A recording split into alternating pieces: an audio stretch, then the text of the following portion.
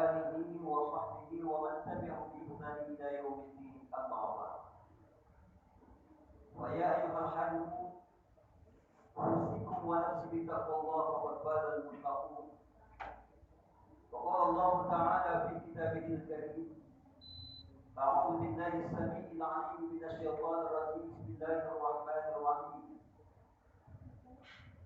يا أيها الذين آمنوا اتقوا الله حق تقاته ولا تموتن إلا وأنتم مسلمون وقال رسول الله صلى الله عليه وسلم اتق الله حيثما كنت وأتي سيئة الحسنة تمحوها خالق الناس بخلق حسن وأشهد أن صدق الله العظيم وصدق النبي الكريم ونحن على التوحيد الشهيد والشاكرين والحمد لله رب العالمين وعلى آله وصحبه ومن تبعهم kaum muslimin wal mukminin rahimakumullah. Pertama-tama marilah kita panjatkan puja dan puji syukur atas kehadirat Allah Subhanahu wa taala yang telah memberikan kesempatan kepada kita sehingga ayunan langkah kaki kita masih Allah hantarkan ke tempat yang paling mulia. Perlu diketahui dan diingat bahwasanya rumah Allah yang ada di muka bumi ini ialah masjid-masjid, musola-musola. Barang siapa yang mau datang memenuhi panggilan Allah guna menjadi tamunya Allah, sudah barang tentu Allah sendiri yang akan memuliakan kita baik di dunia maupun di akhirat. Jangan sampai masjid ini kelak menjadi asing. Kantor yang jauh kita bisa datangi, pasar yang jauh kita bisa sampai, akan tetapi masjid yang dekat terasa jauh dan asing. Karena kelak suatu saat jenazah kita mau tidak mau akan disemayamkan di masjid yang kita cintai ini. Andaikan saja masjid ini harus memberikan absen setiap hari 5 kali, kita mendaftarkan diri hadir untuk memenuhi panggilan Allah. Manakala sehari semalam Allah panggil, kita tidak mau datang, lantas dipanggil oleh Allah dengan panggilan yang keenam, yakni kematian. Dibaringkan kita di hadapan imam, menjadi makmum paling depan di hadapan imam. Di saat kita tidak bisa berbuat apa-apa lagi, terbujur kaku, mengharapkan, tidak mampu mengharapkan sesuatu, ingin rasanya hidup kembali, akan tetapi apa daya, nyawa sudah menghadap Allah, guna mempersiapkan bekal-bekal kita, guna menghadap Allah. Nyawa itu masih melekat di jasad, nyawa itu masih ada di badan, maka gunakan apa yang menjadi titipan Allah. Langkah kaki, sudahkah langkah kaki kita hantarkan ke rumahnya Allah? Tangan kita, sudahkah tangan kita dapat memberikan kebaikan semata-mata karena Allah? Mulut, mata, telinga semua kelak akan dimintakan pertanggungjawaban di hadapan Allah Subhanahu wa taala. Salawat dan iring salam marilah kita sanjung agungkan kepada junjungan baginda Nabi besar Muhammad sallallahu alaihi wasallam. Semoga kita semua bagian dari umat yang senantiasa selalu menyampaikan salawat dan salam kepadanya, mau mengikuti apa yang diajarkannya. Besar harapan nanti kita adalah bagian dari umat yang kelak akan mendapatkan syafaat di hari kiamat. Perlu diketahui bahwasanya menjadi umatnya Rasulullah Sallallahu Alaihi Wasallam harus bangga. Hidup di zaman setelah Rasulullah Sallallahu Alaihi Wasallam harus senang, karena ini yang menjadi kecemburuan umat-umat yang lain. Karena Rasulullah lah dan hanya Rasulullah lah yang mampu memberikan suatu pertolongan berupa syafaat yang diberikan oleh Nabi dan Rasul, yang tidak dimiliki oleh Nabi dan Rasul kecuali Rasulullah Sallallahu Alaihi Wasallam yang akan memberikan syafaatnya kepada kita yang gemar bersolawat dan mengirimkan salam kepadanya. Kaum muslimin wa dzumratul mukminin rahimakumullah. Izinkan khatib berwasiat khususnya untuk diri khatib sendiri, umumnya untuk segenap kaum muslimin, agar senantiasa meningkatkan kualitas ketakwaan kita kepada Allah Subhanahu wa taala. Takwa dalam arti menjalankan segala perintah-perintah Allah dan menjauhi segala apa yang dilarangnya. Karena dengan derajat takwa itulah semua aktivitas rutinitas kita yang kita kerjakan, mulai dari bangun tidur sampai tidur kembali, akan diganjarkan berupa pahala kebaikan yang insya Allah akan kita tukarkan berupa surganya Allah Subhanahu wa taala.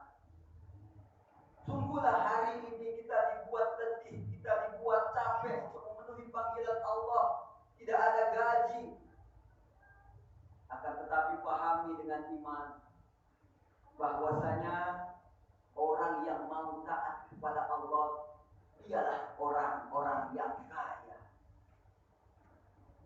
Karena hakikat kekayaan itu bukan banyaknya harta atau jabatan yang tinggi, kan, tetapi kayanya hati. Bagaimana Rasulullah SAW bersabda, "Laisa ghina an kasratil amwali, wal ghina ghina nafsi."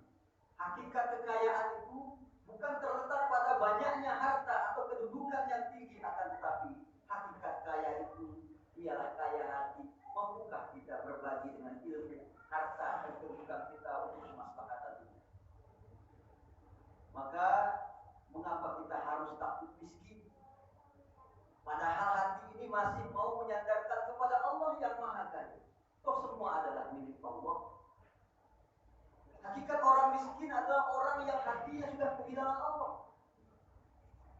Hatinya sudah kehilangan Allah yang Maha Kaya. Karena semua yang dia miliki hakikatnya adalah titipan dari Allah. Manakala hatinya sudah tidak terpaut lagi dengan Allah, itulah orang-orang yang miskin akan hati.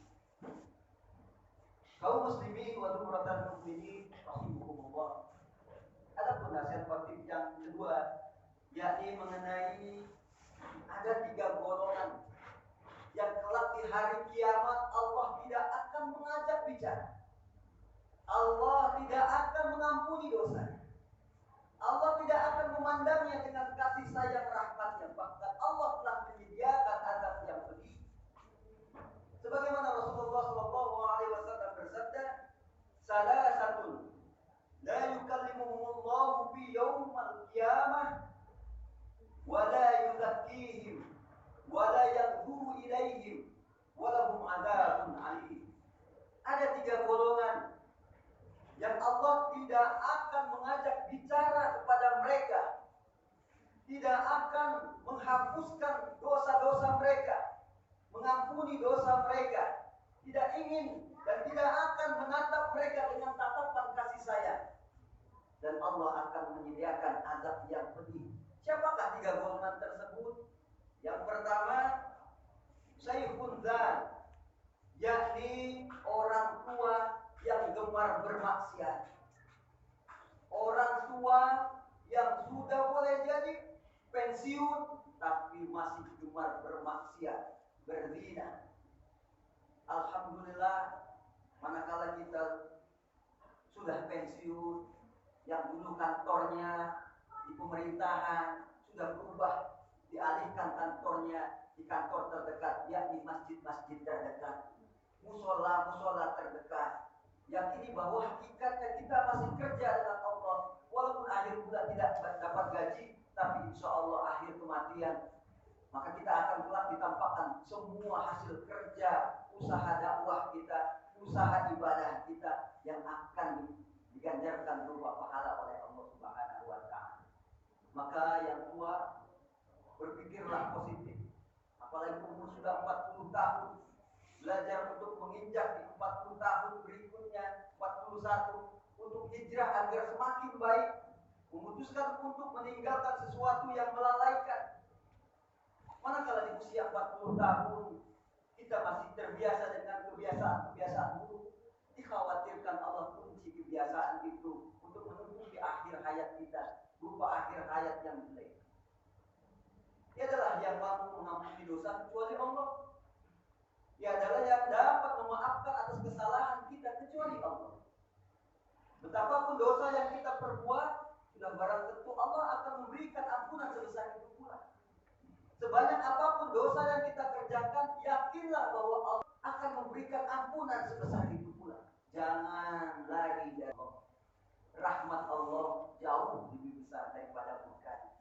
Boleh jadi hari ini kita nggak sholat, Jumat ini nggak sholat, Allah belum mau marah. Boleh jadi tunggu Jumat besok. Boleh jadi setahun dia nggak mau sholat, ditunggu Idul Fitri, Idul Adha dia mau sholat. Setidaknya seumur hidup dia tidak pernah sholat.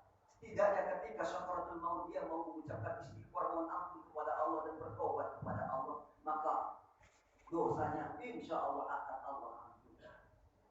Maka bijaklah menjadi orang tua. Ketika Allah sudah berikan tanda-tanda gigi sudah mulai tanggal, rambut sudah mulai memutih, kulit sudah mulai keriput, itulah tanda-tanda bahwasanya kita sudah lansia. Semakin tua, semakin cepat menuju akhir dari kehidupan kita, yaitu kematian. Dan kita berharap boleh jadi manakala Allah panggil kita, kita bermohon kepada Allah agar diwafatkan dalam keadaan beribadah, dalam keadaan berfatihah. Adapun yang kedua, golongan yang tidak mau diajak bicara oleh Allah, tidak dilihat dengan rahmatnya, tidak mau diampuni dosa, bahkan disediakan dengan azab yang pedih, yakni malikul kadzdzab, pemimpin yang pandai berdusta. Ketika dia belum jadi, banyak apanya sangat sini untuk menjadikan sesuatu, untuk memberikan kesejahteraan umat, akan tetapi manakala dia sudah jadi lupa, maka pemimpin yang seperti ini akan terhina di hadapan Allah. Pemimpin yang seperti ini tidak mau dilihat dengan kasih sayang Allah, bahkan disediakan azab yang pedih. Wahai pemimpin, takutlah Anda kepada Allah. Seorang pemimpin dalam skala Indonesia, presiden, cukup satu rakyatnya saja yang mengeluh atas kepemimpinan darinya, mengeluh kepada Allah, cukuplah satu rakyat ini dapat menjerumuskannya ke neraka. Maka pemimpin yang mampu adil, memberikan keadilan, menempatkan sesuatu pada tempatnya, maka pemimpin yang adil akan diberikan rahmat oleh Allah Subhanahu wa taala. Kaki kanannya sudah Allah hantarkan ke surga, kaki kirinya sudah Allah hantarkan ke neraka, tergantung amanah atau tidak amanah terhadap apa yang diberikan oleh Allah berupa kepemimpinan. Adapun yang ketiga, golongan yang tidak akan diajak bicara oleh Allah, tidak akan dilihat, tidak akan diberikan ampunan dan disediakan azab yang pedih, yakni wa'adul mustakbir, orang miskin yang sombong. Sudah miskin sombong. Kalau kaya sombong wajar, karena ada yang disombongkan berupa harta dan kedudukannya. Ini sudah miskin sombong. Sombong kepada siapa? Orang yang paling sombong adalah sombong terhadap Allah. Maka siapapun yang mencoba untuk memakai pakaian sombong, padahal pakaian sombong itu adalah pakaian Allah, maka dia tidak akan pantas. Dulu ada orang yang mencoba untuk memakai pakaian sombong, lewat pakaian sombong berupa harta, yakni Qarun. Coba sombong dengan hartanya, lantas Allah hancurkan, Allah azab. Kenapa? Karena sombong itu adalah pakaian Allah. Dulu ada orang yang mencoba untuk memakai pakaian Allah berupa sombong dengan jabatannya, yakni Fir'aun. Lantas dengan pakaian sombong itu Allah hancurkan, Allah azab dia, karena itu adalah pakaian ketuhanan, pakaian Allah yang makhluk tidak pantas untuk memakainya. Maka apalagi yang ini sudah miskin, sombong, apa yang dibanggakan? Maka orang yang seperti ini dia akan menderita dunia akhirat. Mudah-mudahan dari sedikit nasihat ini Allah buka hati, karena suatu saat semua adalah titipan, termasuk jasad yang kita gunakan ini adalah titipan. Lihat jenazah yang disemayamkan, apa yang kurang? Tangannya ada, kakinya ada, mata, telinga, hidung, semua ada. Mengapa hari itu dia tidak bisa berbuat apa-apa? Karena kenikmatan upah titipan nyawa sudah Allah cabut, sudah Allah ambil. Maka jenazah itu pun sebaik-baiknya jenazah, yakni tempatnya adalah tanah. Maka persiapkan bekal, sebaik-baiknya bekal adalah takwa. Dia adalah yang mampu dapat ditukarkan kecuali amal soleh dan